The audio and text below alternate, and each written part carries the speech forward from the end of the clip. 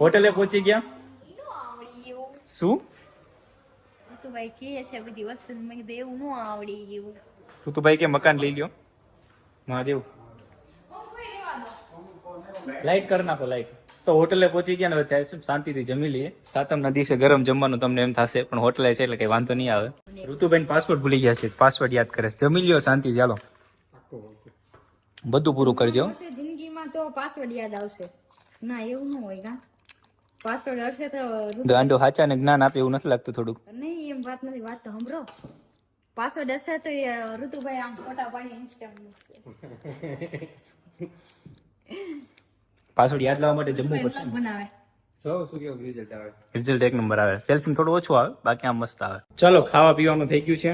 દાલ તડકા જીરા rice મંગાવ્યા હતા, પણ મને થોડુંક મન હતું ખાવાનું. પલકના મનની વાત મેં જાણી લીધી. દાલ તડકા ખાવું હતું તો મને ખબર પડી ગઈ પલકને દાલ તડકા ખાવા છે. બોલ વિચાર કર.